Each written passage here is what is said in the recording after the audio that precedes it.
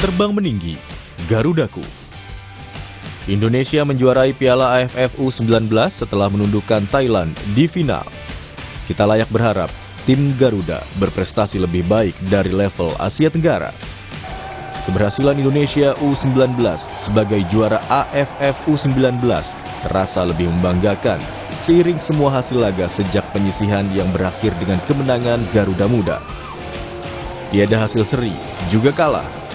Diawali pesta gol 6-0 ke gawang Filipina, tim asuhan Indra Syafri meneruskan tren positif dengan kemenangan 2-0 atas Kamboja dan mengakhiri fase grup dengan menang telak 6-2 atas Timor Leste.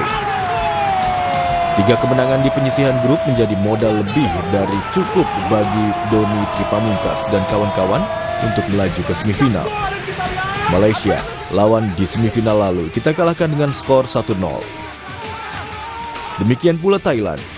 Lawan di final yang sudah 5 kali juara AFF U19, kita tundukkan dengan 1 gol tanpa balas lewat sepakan Jens Raven. Terlepas dari kemenangan di final, permainan Indonesia U19 selama turnamen juga menarik. Jens menunjukkan instingnya sebagai striker dengan gol pentingnya di final. Gelandang M. Kaviatur Rizky memperlihatkan kemampuannya sebagai pengumpan efektif dengan 2 assist pada laga melawan Timor Leste dan 1 tendangan berbuah gol. Kapten Doni Tri membuktikan kepemimpinan mumpuni di sepanjang kejuaraan.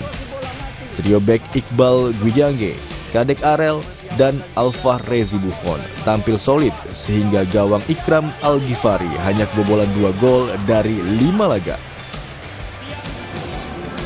Kesuksesan menjuarai Piala AFF U19 menjadi pencapaian berikutnya setelah beberapa prestasi tim nasional sepak bola Indonesia sebelumnya, baik level senior maupun junior. Masih belum lepas dari ingatan, tim Indonesia U23 meraih medali emas sepak bola SEA Games Vietnam 2023 seusai menang 5-2 atas Thailand pada final. Medali emas ini mengakhiri dahaga gelar juara 32 tahun setelah terakhir kali pada SEA Games 1991. Satu prestasi lagi adalah ketika tim senior kita melangkah ke babak 16 besar Piala Asia 2023 yang terselenggara awal tahun ini. Langkah ini juga pencapaian signifikan karena menjadi yang pertama bagi tim Merah Putih lolos dari fase grup di Piala Asia. Perjalanan tim asuhan Shin Tae-yong dihentikan Australia dengan kekalahan 0-4 di per-8 final. Pada level Asia Tenggara, kita berhasil memperbaiki performa. 2 lawan yang selama ini dikategorikan sebagai seteru tangguh, Vietnam dan Thailand, beberapa kali sudah kita kalahkan. Sejumlah kemenangan itu juga kita buktikan pada kejuaraan resmi, sehingga mengungkit peringkat kita di ranking dunia FIFA.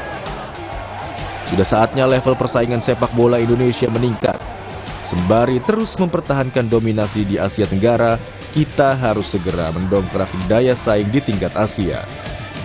Prestasi kita lolos ke babak 16 besar Piala Asia 2023 selayaknya dipertahankan. Bahkan harus diperkuat.